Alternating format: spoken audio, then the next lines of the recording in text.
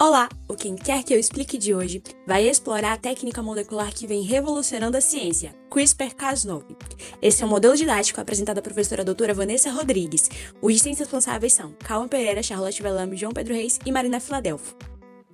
Antes de entender como funciona essa técnica molecular que vem revolucionando a ciência e permitindo a edição gênica de forma muito mais simples, é preciso saber que os primeiros estudos em volta de tal técnica datam na década de 1980, quando pesquisadores japoneses estudaram o gene bacteriano e observaram uma característica, no mínimo, interessante.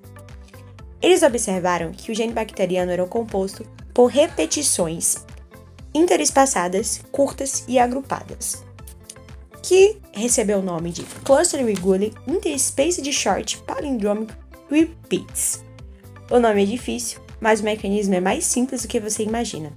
Traduzindo para o português, são repetições palindrômicas curtas e agrupadas e regularmente interespaçadas.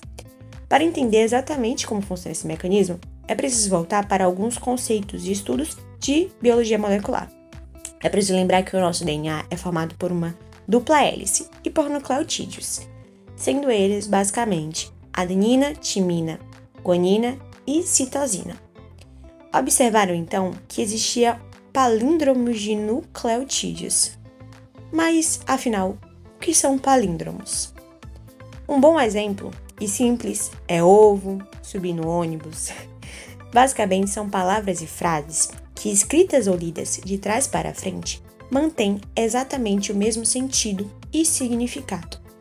Isso foi uma curiosidade incrível e que futuramente, especialmente no início do século XXI, daria espaço para uma das maiores técnicas moleculares e de edição que a sociedade já viu.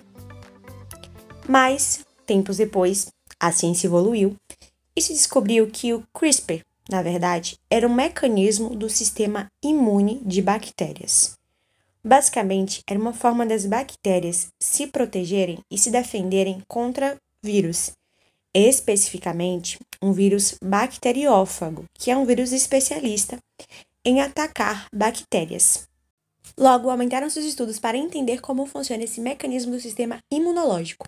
Afinal, como funciona esse mecanismo de defesa bacteriano?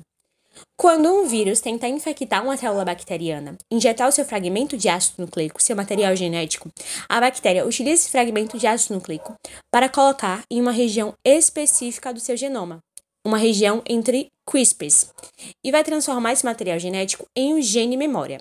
Numa nova exposição do vírus, ou seja, quando o vírus novamente tenta infectar a bactéria, ela identifica o material genético e transcreve um RNA guia. Tal RNA guia vai estar associado a uma enzima, uma proteína denominada Cas9, que tem uma ação de uma tesoura molecular, ou seja, ela é responsável por cortar o material genético.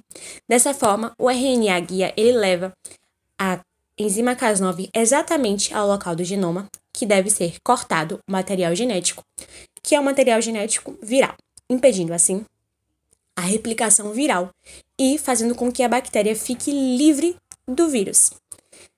O CRISPR-Cas9 por si só já é inovador, mas a descoberta de Emmanuelle Charpentier e Jennifer Doudna, em 2020, de utilizar a Cas9, a enzima, para editar qualquer genoma programável, conferiu a ambas o Prêmio Nobel de Química, um dos maiores prêmios científicos da atualidade. Tal evolução científica pode influenciar diversas áreas da sociedade, como, por exemplo, a agricultura, através do melhoramento de plantas, aumentando essa resistência contra pragas e efeitos climáticos adversos que acabam diminuindo a sua produtividade, movimentando assim melhor a economia do país.